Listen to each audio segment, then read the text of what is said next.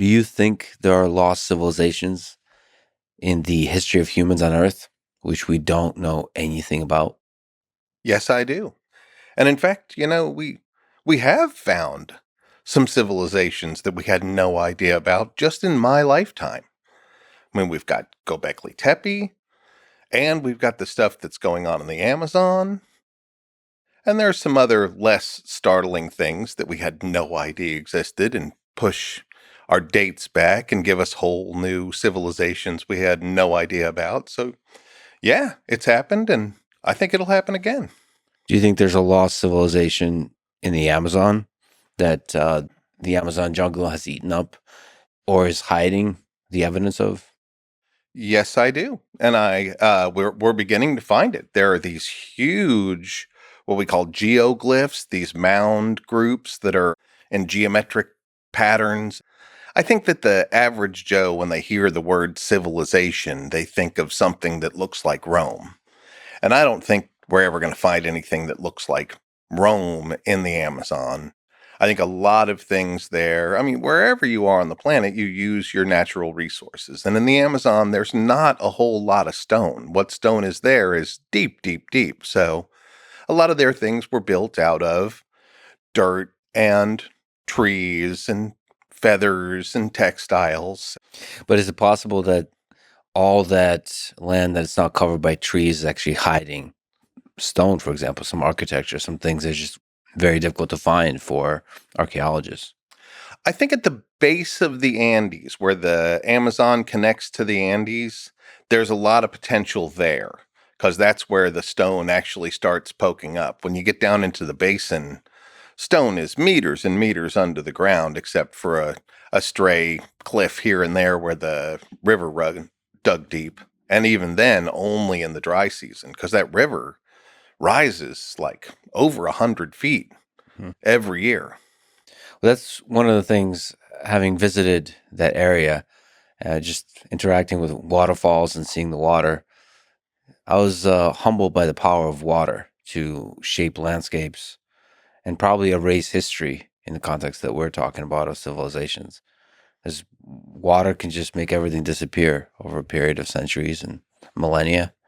And so if there's something existed a very long time ago, thousands of years ago, it's very possible it was just eaten up by nature.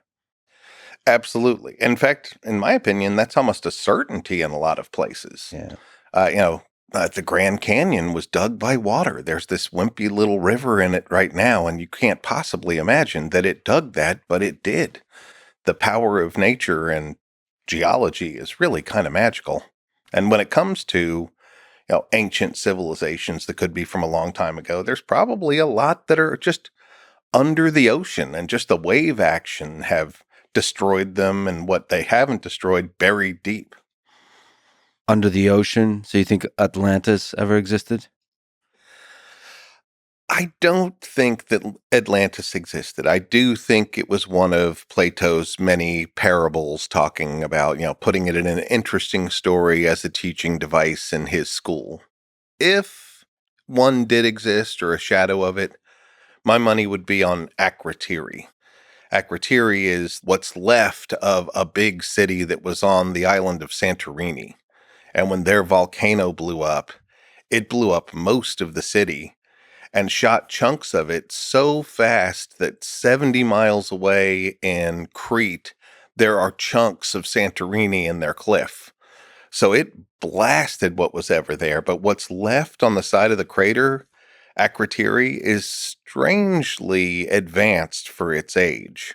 And so if there's anything that's a model for Atlantis, as Plato explained it, it's Akrotiri. So Akrotiri, the ancient Greek city.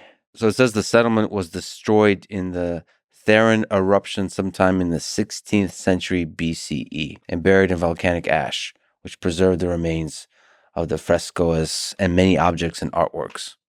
So we don't know how advanced that civilization was. No, but we can walk around the ruins and see that it's got streets, it's got plumbing, it's got little sconces for torches at night. It was a vibrant city with a lot of, especially in terms of hydraulic engineering. It's it's very advanced for being 3,500 years old. So if you check out, here's an image of the excavation. What a project. It's an amazing place. And you can tell that it's just part of it because it's pretty close to where the crater begins. So the city itself was probably much larger.